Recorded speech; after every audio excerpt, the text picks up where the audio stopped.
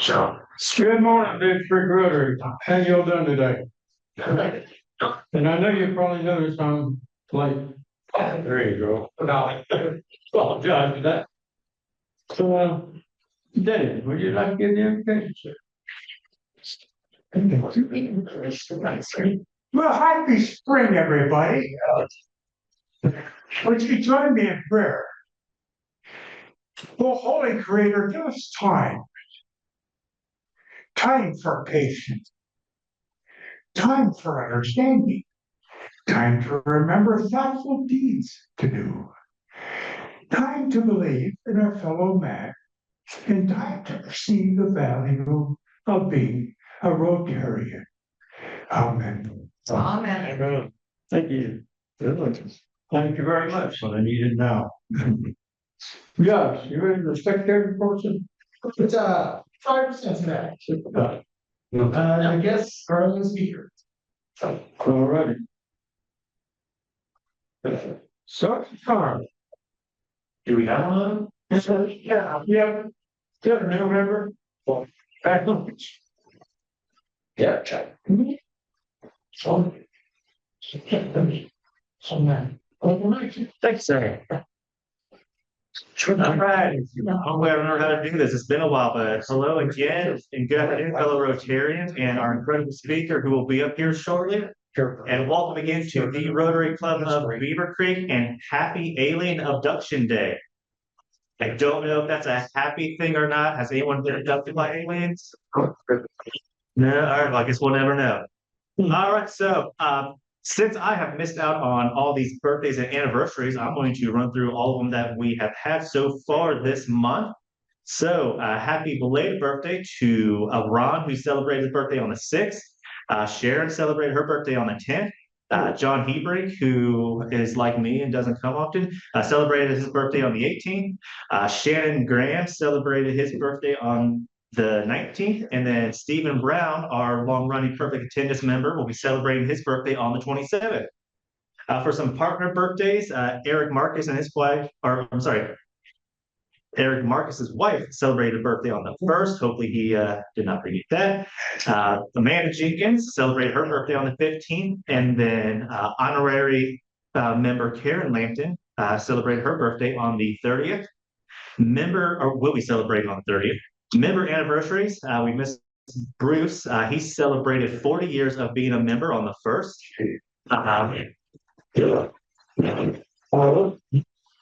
Then we also have my dad, who celebrated his anniversary on the 1st as well, not 40 years, but right next to it, 36 years of being a Rotarian.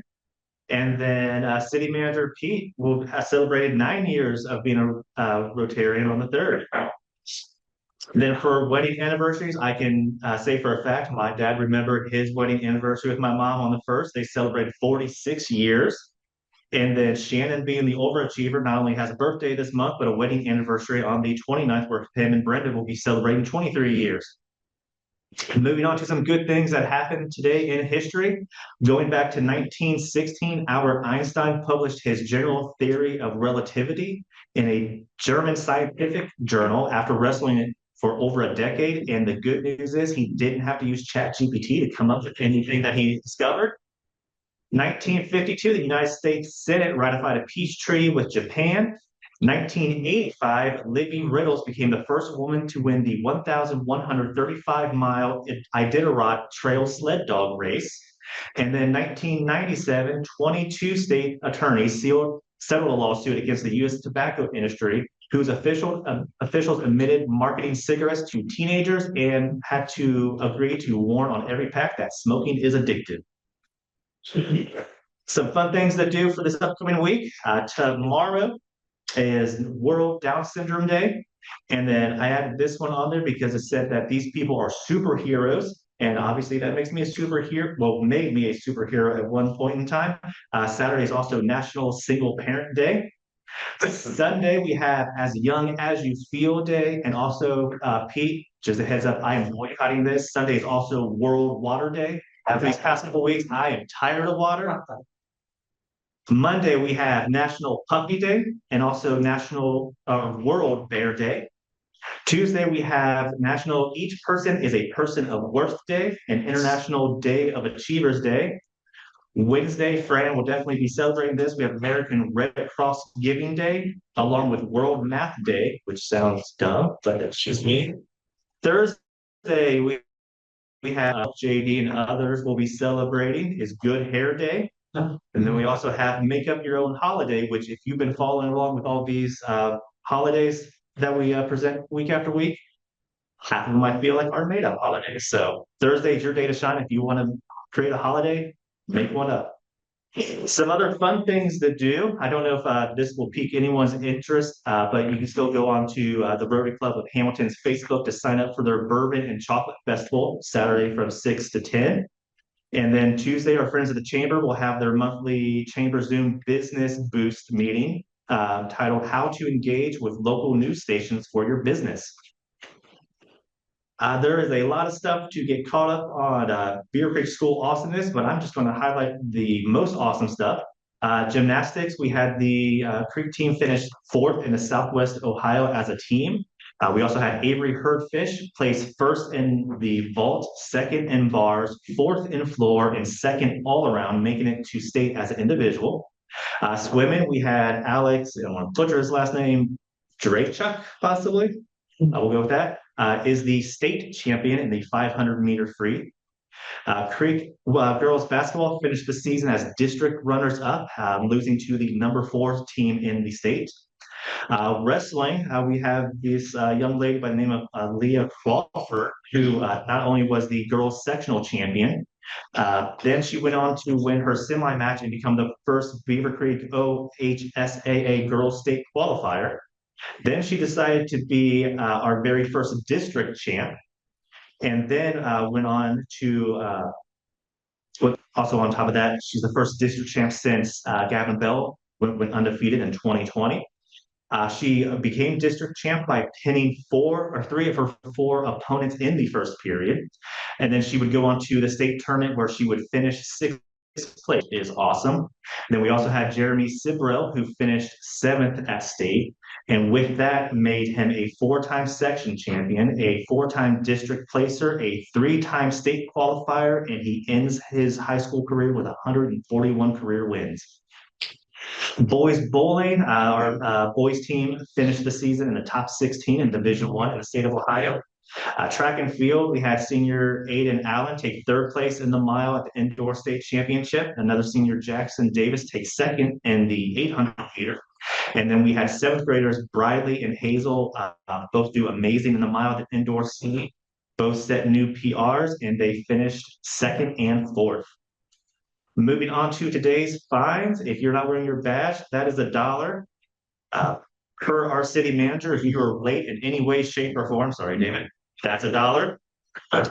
If you have never been abducted by aliens, that'll be $1. And if you have ever been told how important it is to memorize all these crazy math equations because you will never have a calculator that fits in your pocket, that'll be $1. David, time for Happy Bucks. Yes, it is. Give me a fine $1. Yes, sir. Thank you. What if you don't own $1? IOUs, crypto, Credit cards. Happy about ships. I'm going to Florida next week to Orlando. Vacation. I'm not. Safe travel. Thanks. Short lines. Yeah. So my daughter is playing Uncle Fester in the Addams Family this weekend as it comes to high school. And I was at that, well, a week ago, she fell down the stairs, first time in costume, and twisted her knee. And we still don't really know what's going on. We're waiting for the MRI results. But she did it in a wheelchair yesterday, and it was fantastic. Anyway, the cast is the best I've ever seen for the comes to high school. So anyway, that's this weekend. I'm really proud of her. And if you want to, it's funny, it's a little raunchy, but so Friday, Saturday, and Sunday, if you're interested. It's feeling better. Take care of that name. Thank you. Any other happy bucks? Yes, sir. And a couple of happy bucks for Miami Valley basketball. Miami University, we're on their game, playing game on Wednesday. Wednesday plays at their outfit today. Miami And, Valley. UD is I think moving up in the NIT. So. All three local teams are, unfortunately, Ohio State did not do very well yesterday. That's good, thank you. Any other happy bucks? Oh, so somebody else will hand us. No, did everything? You ready for the draw?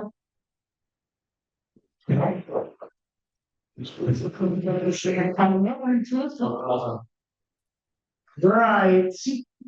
And it is only 225 days to Halloween. I know you don't want to. I kind of keep track. Yeah,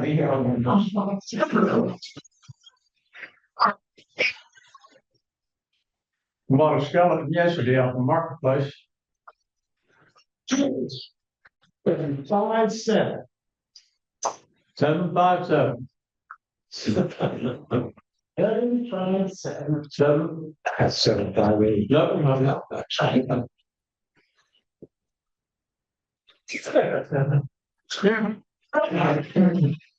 Wait, everybody else, nobody said anything. I better wait fine. Next get pretty good. Guaranteed chance. See if the cards are stacked against it.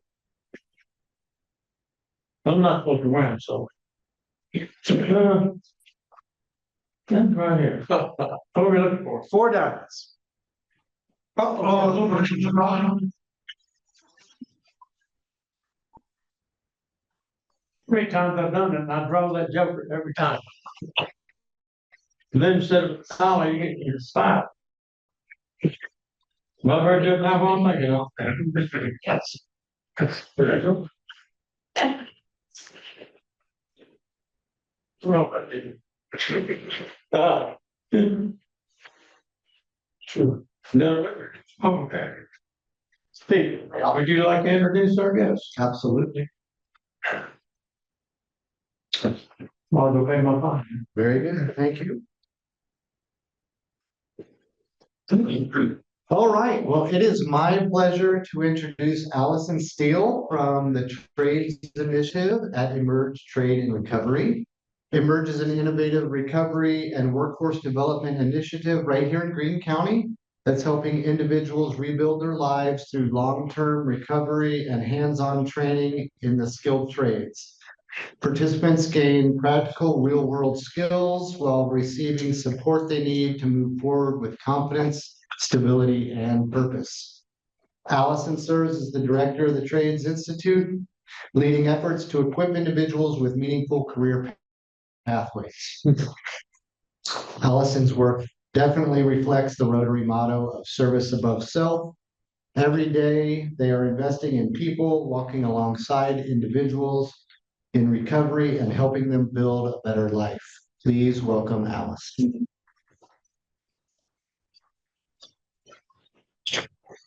Screen and I'll keep fighting. Got it. Thank you. Well, thank you so much. Thank you for having me. I am thrilled to be here on behalf of Emerge Recovery Trade Initiative, and I will share there's been just a little bit of an update there on that bio or that introduction as I have moved into the Director of Development for the entire Emerge Recovery Trade Initiative. So I'm excited to be here on behalf of the entire model. The Trades Institute, where I have been serving as the director for the last 2.5 years, has been a separate entity of the larger nonprofit.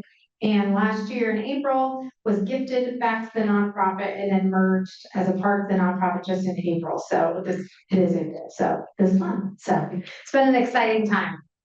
So the neat thing about Emerge Recovery and Trade is we are all about restoring lives, rebuilding lives, restoring hope to people that are struggling, especially those in recovery. The mission of Emerge is to empower people seeking recovery and former foster youth to rebuild their lives through transformational and vocational pathways. Sweet fits, they're doing it. I click, just take a minute. That's okay. So there it goes. So the neat thing about Emerge is we have three big parts of who we are as an organization, as a nonprofit. One is we have clinical services. So we have mental health and addiction services that service the people that we have that facilitate recovery, people in recovery. Then we also have housing. So housing supports transitional housing for men, and I'll share more about that in just a little bit, that provides stability that the people need to recover well. And then we have workforce development as our third bucket that increases employability by giving people those employable skills, hard skills, soft skills, so that they can succeed and move forward in their life. And when surrounded by a faith-filled community, healthy community, that really is our secret sauce. They really are set up to succeed. And that is the Emerge way. Just a little bit of history about Emerge. Emerge was founded by three men. These three men all had four things in common. One, they were all business owners in the trades. Two, they were all second chance and still are second chance employers, hiring men and women in recovery or coming out of incarceration. So they are all in long-term recovery. And four, they all love the Lord. And so Emerge Recovery and Trade was really founded on those things, really in efforts to amplify second chance employment, amplify recovery, and faith in Jesus. So 5 years ago, these three men, as the story goes, Chris called Kip, said, hey, the Greene County Career Center is up for auction, and I feel like the Lord's calling us to buy it in 2 days. Bid on it. And Kip said, well, gosh, I don't know about that. I'm gonna have to talk to my wife and pray about it. And shortly afterwards, he called Chris back, he set him in. And then he happened to be on the phone with Doug Van Dyke, who is the owner of Van Martin Roofing, about something else. And he mentioned that he and Chris were going to bid on the Greene County Career Center. And Doug said, well, I want in. And Kip said, well, I didn't ask you. But because Doug also joined, the three of them had enough money to secure the building. So all of a sudden now they have a building. Now what do we do with it? And so as I mentioned, those four things, those four common threads that those men had in common, they just felt called to do that and make that happen. And that was 5 years ago. So we have a 45-acre campus 5 years later. 150,000 plus square feet of collaborative space. On this Emerge Center campus, as it's called, the men continue to own the building to this day. There's a fitness center, fishing pond, basketball courts, pickleball, there's a pavilion. It's just a beautiful space for us all to be. And on the campus is the nonprofit that's the biggest tenant of the campus. We're all tenants on the Emerge Center campus. The Emerge Recovery and Trade Initiative. There are also several second chance companies that operate their business out of the Emerge Center or as a part of the Emerge Center. So the Trades Institute, the school, which I'll talk about here in a little bit, is now a part of the nonprofit. SB3, a fire suppression protection company. Digital Watchmen, they do low voltage fire alarm systems. Rise Cafe, which is now a social enterprise of Emerge, so you can come out, eat lunch, and we have catering available as well if you need that. Pit Stop Tire and Auto is about 10 minutes off-site, off our campus, but they are a partner in our ecosystem. 5-Star Home Services, it's a huge employer on site offering electrical, plumbing, and HVAC opportunities. Van Martin Roofing, as mentioned, and then we also have Aspire Academy, which offers GED services as well. So a lot of people that we serve do not have their high school diploma or GED, so that's a great opportunity for them to do that while they're with us. So we all operate together out of this massive building and in one big ecosystem. So as I mentioned, Emerge has clinical services, housing, and workforce development. So we're just going to go through those three. Our clinical services start off with saying there are multiple pathways to recovery. We have mental health and addiction services, so depending upon what you need, all are available. But we have a traditional NAAA route to recovery, the traditional model. We have a full faith-based model to help people recover, and then there's a blended pathway as well that combines the two. And everybody that we serve gets the opportunity to choose which pathway is best for them, which is important, right? To have that choice, to invite them into what works for them. Under clinical services, we have PHP, which is partial hospitalization. That's your highest level of care. That's when people are very new in recovery and need groups every day. They're meeting and talking about coping skills, why they ended up using in the first place, and then how to stay sober. Then they move to IOP, intensive outpatient. That's less times a week, but still pretty intensive as far as groups, one-on-ones. SOP, that's even further out. Case management, peer support, individual therapy. We also have a mental health day treatment program, servicing people with mental health needs. There's family counseling and life skills training. So under clinical services, there is a whole host of services we provide, and not just for folks living at Emerge, but outpatient as well. So if you have people that you know that could utilize clinical services at Emerge, there is space for them. We have a whole clinical team, and they're really incredible. Just yesterday, I think, we found out that Emerge was, we had put in for our CARP certification, which is a big certification in the behavioral health field, which helps you, legitimizes you, frankly, and it's very difficult to get, especially as a new organization. And we just found out yesterday, I believe, that we got accredited for 3 years, which is unheard of to get the 3-year accreditation. Usually it's even a year, and then you're, as they see how you're doing, but we ended up obtaining 3 years. So that was a really, really big deal on our end.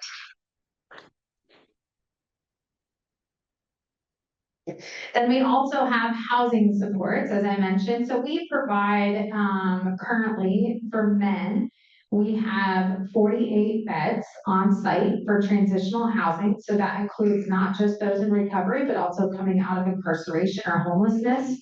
So anybody that may need that extra support. We have 48 beds on site. Then we also have a dorm that we purchased on the Antioch campus in Yellow Springs. That's 38 beds, and that serves as recovery housing for men, providing that next level of accountability, less accountability than living on site on campus, but a great way for people to continue the recovery journey.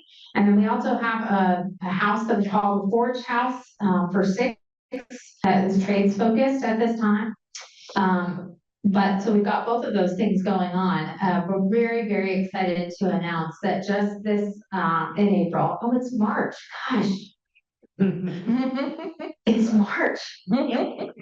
Wow, it's not even April. Oh, we merged in March. I'm like, oh my gosh, I can't even keep it together. I'm like, no, it's today. Okay, so but we're excited to announce that next month, April 8th, we're having a ribbon cutting dedication ceremony, and April 9th, we will start with our first clients, but we are opening up housing for women.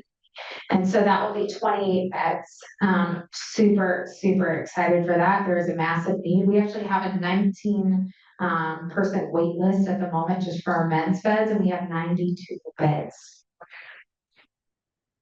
That's, really, really speaks to the need and what Emerge is doing. So about to open up our women's 28 beds, as I mentioned.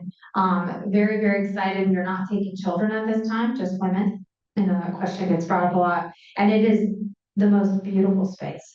The most beautiful space. That picture here is actually a picture of wallpaper and paneling that's in the women's side. So very, very proud of what we're about to start. And as I mentioned, we're having a ribbon cutting dedication ceremony open house from 12 to 2 on April 8th. You're all welcome to attend. Past that, housing wise, there's a third population that we'd like to serve that the founders had a vision for. It was men, women, and then as I mentioned earlier, emancipated youth, which speaks to those that are aging out of the foster care system. If you're familiar, there's a gap in benefits that happens when somebody turns 18 and they lose them all. And don't have the opportunity for another couple of years to access those benefits. And so most of the time are homeless.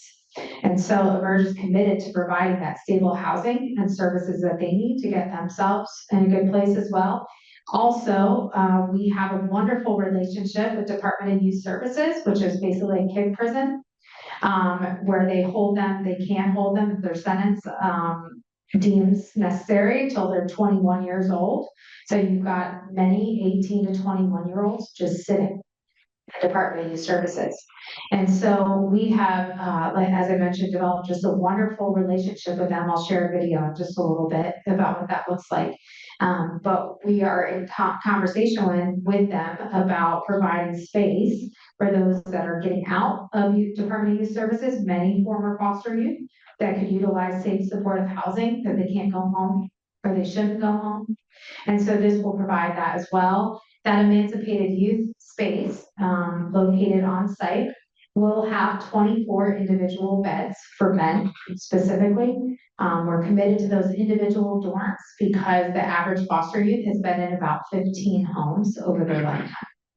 And one of the worst things that you can do is house them with somebody else. So we're committed to that single dorm housing. It's a $3.5 million project, which seems, yes, I had that same reaction. Oh my goodness. However, God is good. We have been selected as a priority project with the Mental Health Recovery Board for $1 million in 27. We have been selected as the #1 PDAC project coming out of the Dayton region for the state funds for $1 million. And then because of that, Congressman Turner heard about Emerge, and we were able, given the opportunity, the privilege to present for his office, and we are now the #1 project being uplifted for federal funding as well for $2.2 million. So if all those budgets pass in the next couple of months, we're talking $4 million, which will cover what we need to build out this space. So really, really incredible, and we are prayerful and hopeful that that's going to happen in 2027 because there is a huge need. So we're excited about that. So that's housing. And just so you know, if somebody is in housing, they don't necessarily have to need clinical services. They may be there to access the trades. Just some stats on outcomes for clinical and housing for Emerge. We've had 4 total treatment completions just last year in 2025. We've been giving services for around 2.5 years, 3 years. I joined in October of 22. I think that's right, 22. And Rachel, the CEO, joined 1 month after I did. And we had been open with clinical services since May at that point in housing. And the trades had just 5 students in 1 HVAC class when I arrived. So we've had a lot of growth in the last 2.5 years, which has been really exciting. So last year, 3.5 total treatment completions. Our budget has risen 2023, 24, 25, and 26. When Rachel started, I think it was around 300,000 or 500,000 for the budget just for clinical and housing. And now taking on the trades as well, we're upwards towards 12 million operating budget this year. About 63% of what we bring in is through Medicaid billable services, through those clinical services that we provide. The other funding comes from philanthropy, from grants, from donors. We have wonderful donors that come alongside, but we need to add to that donor base. Let's see, these are just some industry averages, national average versus ERTI. So clinical completions were at 45%. The national average is 42%. I know you're like, oh man, less than 50. But when you're talking about people completing a clinical program, and it's a long, intensive clinical program because we want people to be well, that's a choice. They need to be ready to be pretty difficult sometimes. Stable housing upon discharge, our average 49% versus the national industry average of 31%. And we're looking to grow that all the time, which is why housing is so important, and long-term housing, which we're working on. And then the trade school graduation rate, obviously I'm specifically proud of this because I've been running the trade school for the last few years. We have an 84% graduation rate compared to the industry standard of 50%. So I'll explain why I think that's the case. 61% of our residents experience homelessness upon entry of Emerge, and this is just in 2025. I'll just bring that up again. Most come from, are homeless in some capacity, a lot, 34% come from correctional facilities. And then, this is just our demographics as far as, most white, 82%, 13% African American, and then, some of the smaller populations there, American Indian, Asian, Pacific Islander. 16% of who we serve is former foster youth, so absolutely helping or hoping to increase that number. 54% of those we serve are justice involved with some sort of background, and only 6% of military folks, but hoping to increase that as well, because there is certainly a need in the veteran population. The last bucket, our workforce development piece, skills training, social enterprises, the Arise Cafe, as I mentioned, that is just one social enterprise, but we're looking to add more to provide those job coaching opportunities for our residents and the people we serve. We have career coaching, work readiness training. One of the big things before this position, I actually worked in a manufacturing plant, super random, but I was a life coach, better lives coach is what it was called, learning and development specialist. And the manufacturing company I worked for called JVM Packaging is one of the leading fair chance hirers in the nation as far as going into prisons and opening up that pipeline of people and helping them be successful. And so my whole job is going into prisons and meeting with folks there and showing them a new way to live, offering them an opportunity, helping them get the job, and then helping them keep the job. And JVM's turnover rate on the manufacturing floor, just in the fair chance community, which is about 80% of the manufacturing floor, just after COVID was down to 30%, which is unheard of in manufacturing. So it's that relationship piece, that people come alongside and believe in you, that really, really makes the difference in what we do. So career coaching that I learned worked at JVM, brought it here to the school, and we come alongside every other week, meeting with our students for 30 minutes. That's sometimes all you need to say, hey, what can I celebrate with you this week? What's going well in your world? And then what could have gone better?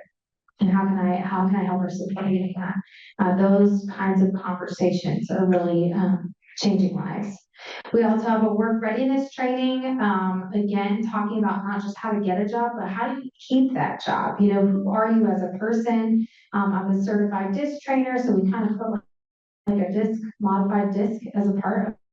We're talking about what makes you tick, what gets you excited, what brings you energy, what kind of company do you want to look for and work for?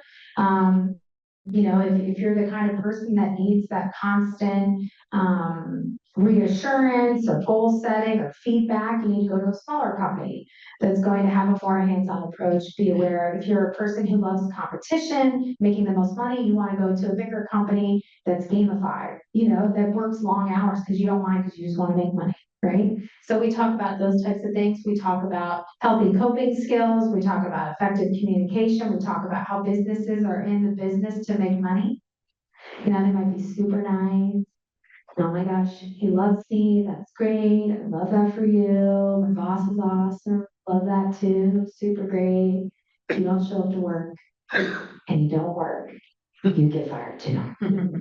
Don't get it twisted. So we have those conversations too.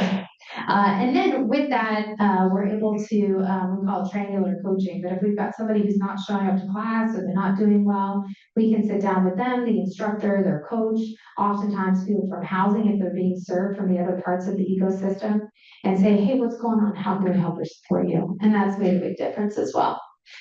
We help with job placement and on-site trade school, as I mentioned as well. So the Trades Institute, I think a lot of our success, I know a lot of our success has to do with the fact that we have no more than 12 students in every class. We have HVAC, we have plumbing, we have automotive, and we have electrical. We just launched electrical just this past month. And with small class sizes, we offer the opportunity for our students to do things over and over and over again, those hands-on muscle memory skills. We want them to be able to do the work, not just know the information, but do the work. So we have custom built labs that we utilize that were built. Currently just a really fun story because it just happened like 2 days ago. but we have an auto lab. We just launched this auto program in the fall. It's very expensive to have an auto lab. And so we've been partnering with the pit stop to utilize that space. My husband is the general manager of the pit stop, so that helps. I was like, hey, some help, which is great. So anyway, the school has been taking students over there to utilize his lab time. Not ideal, but we've been making it work for right now. We're a nonprofit, making it work. So this week or 2 weeks ago, I had a foundation come to visit. They've been wonderful. Gave us a $56,000 grant last year to get, some of the auto students kind of up and going in a little ways for housing and different things. And they came back 2 weeks ago to tour. They wanted to see it. The man, Charlie Shore is his name. And Charlie Shore himself and his executive director came out, were able to tour. And I invite any of you to come out and tour. I'm happy to share it with you because it's something different about being there. I can tell you about it, but seeing it for yourself is a totally different experience. But he was able to meet some of the students that he has blessed, frankly, given with the gift of time to stay and heal. And we toured around, and it was it was an amazing visit. So when I was leaving, they said, well, how much do you need for that auto lab? Because we've got a space on campus. I said, well, it's like 30,000. And he's like, okay, well, let me know what that is. Send it over. So I sent it over. And 2 days ago, he said, I have an answer for you.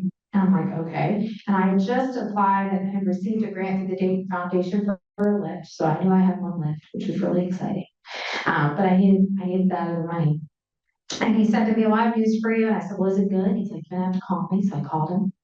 And he said, I could not get you 30. And I'm like, that's okay. It's totally fine. And he's like, it's 50. And I'm like, no way. Yeah, 57,000. 2 weeks ago, I had 0. And today I have 57,000 to spend in the auto lab. So I'm like thrilled to announce that we will have an auto lab site on campus, which will allow us to do on-site repairs for people that we serve as part of the curriculum.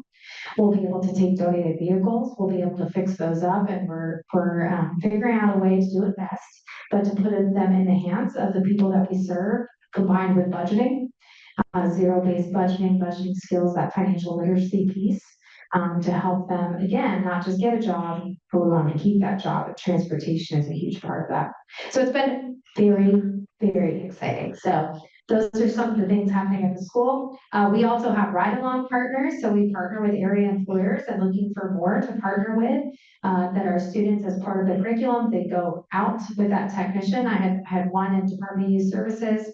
As I mentioned, we have a great relationship with them. We have a pilot program, and there was one, and he went out with a tech on his first time, went into a home for an HVAC call, and a naked man ran across the living room. You just can't make that up for what you want to, or you can't recreate that in the lab, because that would be a problem, right? So it's a great opportunity for the students to see things real life, what this job looks like. Not every day, but they're able to take that back, and our instructor uses it as a learning opportunity for these folks. Like, what do you learn from that? How do you handle that? What's the best way to go about that? And then discuss it.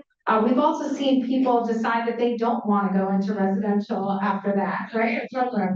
And maybe they want to go commercial. So we provide commercial ride-along opportunities as well. Just as many opportunities as we can, so that they learn something they're excited about. And oftentimes our ride-along partners are hiring these people prior to graduation. So quick story, a man, awesome guy, he was in federal prison for a decade. He sold drugs. He grew up in a home that's what they did. And so oftentimes people continue on because that's what they know, don't know any different. And continued to do that, got out of federal prison, sober, went to a place called Woodhaven. It's a rehabilitation center. And at Woodhaven, Cassandra, the assistant director, who's now moving into the director spot, she went out there to present the opportunity of the school. He said, I want to do that. So he moved to Emerge to live in a housing because he wanted to continue his recovery journey. He went to school for plumbing. Part of the plumbing program, he got ride-along opportunities with SB3, Fire Suppression Company, Protection Company, which there are transferable skills there with plumbing. They loved him so much, they offered him the job before he even graduated. He's still working there today, and he put in the sprinkler system in women's housing. And now his son is enrolled in the trade school. It's like and I have stories like that for days. I mean, just unbelievable stories Miss Allison, 19 years old, African-American from the streets of Cincinnati. And he got his first paycheck and he looked at me like, "Oh, I'm paying taxes." And I was like, "That's awesome." There's just so many good things happening, taking people off the system and having them contribute to the system for the person behind them. And so that's what's happening out at Emerge. Some of our outcomes, and this is over the 2.5 years that we have been in operation. We've had 74 graduates, and this was produced 12/17. We've actually had a graduating class since then. We're about to have another one April 1st.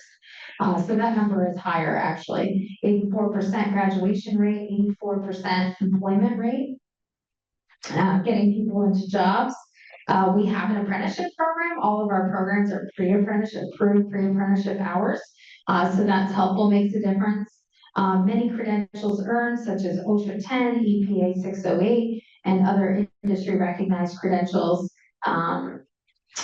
We've got 61% of our student body come from clinical and housing. So we're actually open to the public. And so we have people from everywhere that come to the school. We have one of the only plumbing programs in the region. So a lot of people come to our school. We have parents that got their adult son an Airbnb in the area in Greene County so that he comes to school and get the plumbing program. 80% of our students have a history of substance abuse, 57% justice involved, and only 3% are foster youth. But again, hoping to increase that as housing comes. We are mission focused. Again, we're open to the public, but we are mission focused. We're there to really give people that have significant barriers to success opportunity to change their entire life. And it's incredible. So then I'm going to show you a quick little bit advanced put together.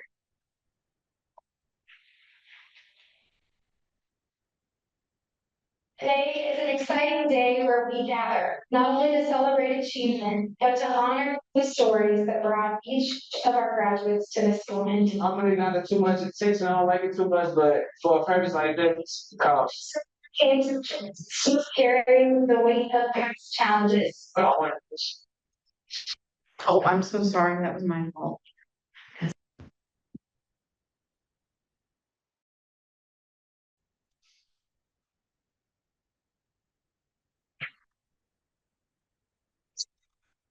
That's from where we were meant to be.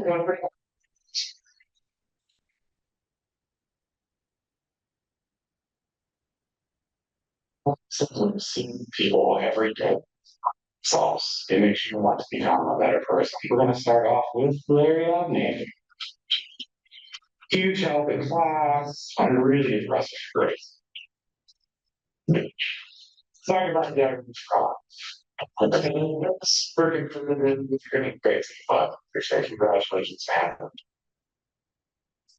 I'm just happy to see a lot of faces out there.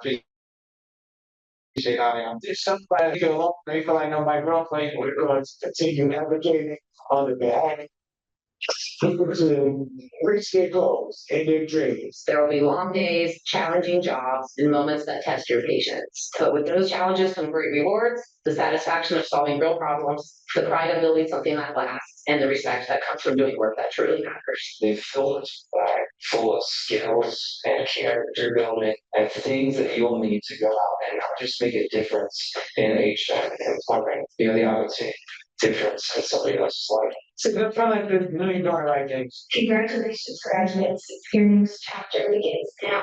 And I have no doubt that it's going to be so.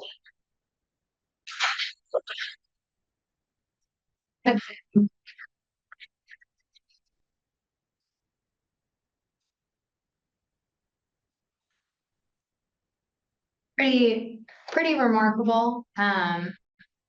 What's happening out at Emerge. I am privileged to be a part, privileged to serve. And yeah, so empowering graduates in recovery, stable, and employable. That's the Emerge way. I put I forget I have a clicker that I do it myself. I put my information up here. I don't even have business cards yet, as I've been switching roles, and so I put that information up there. But I would love the opportunity to share Emerge with anybody that's interested. Please reach out. I'd be happy to have you come out. So, any questions? Do I have any questions? Is that part of it? Yes, sir. So obviously, there's a lot of kind of false starts or that in recovery. What are the stories there or the numbers there in terms of people that started and the policy of bringing them back, if they relapse? So it's a great question. We have a very grace-based approach. As much as we can come alongside and help people to make a different choice. They might go on a behavior contract if they're in housing. Sometimes in the school, we'll put them on pause and say like, hey, we're willing to save this spot for you. But we need you to go focus on yourself. So quick story there, we had somebody who went through the Emerge program, it's his clinical services in housing, started HVAC, was in HVAC for a couple of months, his dad died. And it was devastating, and he ended up relapsing. And we knew he ended up relapsing because he stopped coming to class. You know, they act different, you just know. And it's like, hey, so we were able to get him to come in. I think through the relationship piece, he was felt safe to come in. And we said, like, hey, what's going on? And he shared with us, and we you know, there's just your heart breaks for them because oh my gosh, that's so hard. But we can't continue as you are now. So let's just stop for a second. And what do you need to do to be okay? And he actually went back into clinical because he felt safe enough to do so. He got reassessed and he ended up doing six more months of treatment because that's what he needed. After that 6 months or prior to, he had qualified just before it happened. He had taken a test to qualify for a ride-along partner that was very competitive, very difficult test, and he got the highest score out of everybody. I literally was like, you're smart as heck, but you didn't even know this. And it was disappointing because he was about to do his ride-along. So I let the company know, like, hey, we had something going on. Can I pause this for him, but can you come back to it? And they said yes. So anyway, 6 months treatment, comes back to the school, re-engages where he left off. He had 2 more terms left of HVAC. Picked up with the ride-along partner again. They allowed him to come back. I just saw him yesterday. He graduated in October.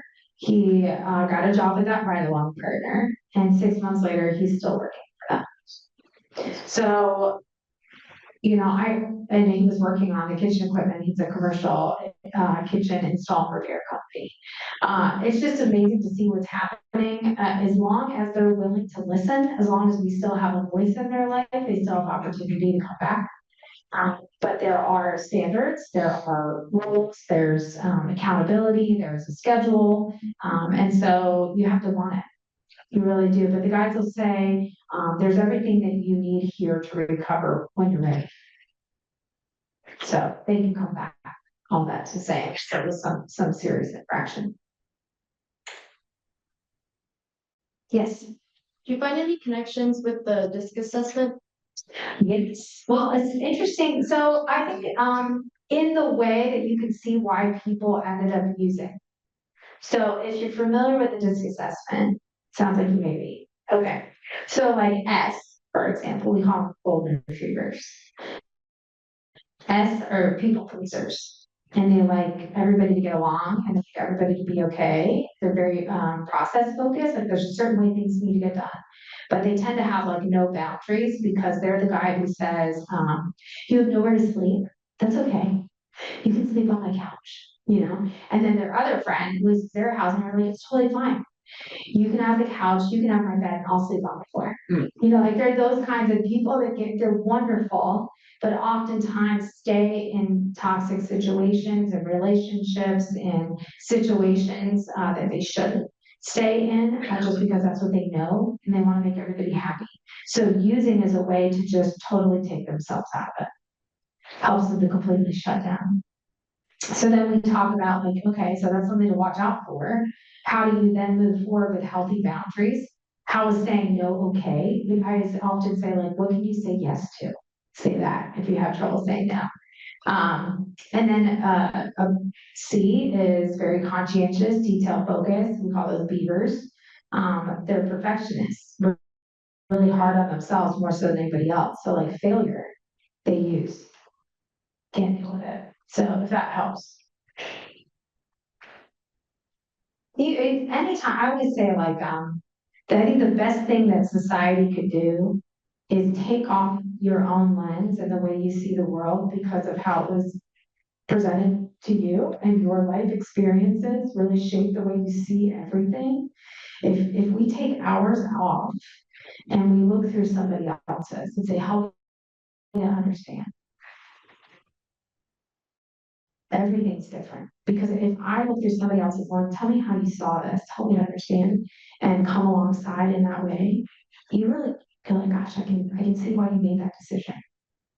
How can I help you make a different one? So it is a special place, a special job, and I'm privileged to be a part of it. So yeah, we'd love to have anybody. Yes. In the example you were talking about, that gentleman who relapsed and then went back to clinical, was he in housing that whole time on campus, or how does that work? He moved into the recovery housing. At some point, he moved into recovery housing, and then he moved in with his dad. So then when his dad passed away, that was part of the, yeah. So he had moved out of housing. Yes. So going back to the skill trade area, the plumbing, electrical, HVAC, are there any other avenues like masonry, carpentry, like that you're looking to expand into in the near future? Great question. Yes, we need to expand. We have a plan to add at least one more pathway this year. We have a grant at the state level for a commercial kitchen. There are 3 commercial kitchen sites on site. At Emerge, only one is fully functioning, the Arise Cafe. There's another one that's partially functioning that we use for making meals for all the residents. But then there's another one that has nothing in it. That's $750,000 to outfit that kitchen. The hope is we put in a grant for that 750. I know it's wild how expensive it is. So put in a grant for that 750,000, and then hopefully to develop a culinary program. Also an esthetician pathway. We actually put that in the budget. And then we had a conversation with a construction small business, because we want to be the pipeline for small businesses in particular. We want to strengthen the small business partners in this community and surrounding communities. And there's one, he owns a construction company. He said, listen, I need framers, general construction, general contractors. And so we're talking about that. We have a drywall course that we could teach. We just haven't deployed yet. So to your point, we're trying to figure out what the best next yes is, but it could be carpentry, could be drywall, paint, but I know the school's trying to figure that out. If you're familiar, is anybody familiar with Entrepreneurial Operating System, EOS? It's a way to run your business. It's basically keeping track of metrics week after week, and that's really how we run. We run on EOS. It's the way they say it. And so in those EOS meetings week after week, we look at metrics, we have rocks, milestones, goals, things like that. And one of those is to figure out what that pathway is by the end of this year. So more on that. I will say our classes are not covered by Pell or FAFSA. We are registered with the Board of Career Colleges and Schools, but we are not accredited yet, although we are working on that. You have to be open for 2 years before you can apply for accreditation. But we also, our classes are less than 600 hours, so 300, 400 hours on purpose, because we want people to get to work. And you have to be 600 hours or more to be able to utilize FAFSA. But President Trump just put out the workforce Pell Grant, which is 150 hours to 599 hours, so we could qualify, but we have to be accredited. But we're working on that all the time. So we just got a grant at the state for 250,000 for automotive, which was awesome. But we need more funding for scholarships so we can say yes to people. So I'm in the midst of a capital campaign, a 3-year campaign that I'm sharing with people again to share that as well. Yes.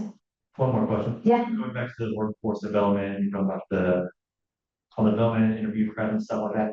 Is that all done in-house, or do you have volunteers that come in and help with the prep, or mixed both? We'd love to have volunteers come in and help. I mean, I think the more people that we can bring into this story to be a part of people's lives, the better. So just let me know. Okay.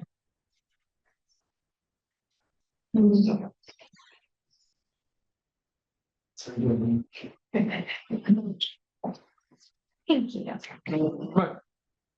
But you step here for just a minute. Sure. We gotta present this book that we're gonna. So awesome. I used to be an elementary school teacher like 25 years ago. This is like the best ever. Thank you. Yeah, it's a mighty construction site. So it fits in pretty well with what they're teaching these kids. And adults. We'll have Chris here. Okay. Wonderful. 1, 2, 3.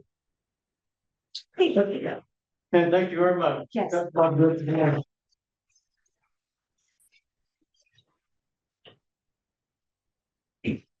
Yeah, two more quick things. One of them, if you want to play golf on May 15th. We still need golfers. I don't know if we need more sponsors or not. I need the money. I think that's a yes. The other thing, we voted for on the water project in Costa Rica. We approved to do it, but we didn't have it budgeted. Honduras, Costa Rica, What did I say again? Costa Rica. It's in Honduras. Oh, okay. You want to talk a little bit about this? So how, when, we will, when Stephen and I get some more information and stuff, present to them. Oh, okay. But, we need to vote on the appropriations for our foundation. We got the money, that's not an issue. Oh, We already voted last time. you voted for that. Okay. It's already been voted for. Okay, as long, I just wanted to make sure. So, I had a concern that we needed to do something official, but I think we're, We still have okay, foundation meeting. okay, we're good. That's what I'll make sure. Is there any other business to be brought up today? No. Would y'all rise to the pledge of allegiance? I pledge allegiance to the flag of the United States of America, to the republic for which it stands, one nation, under God, indivisible, with liberty and justice for all.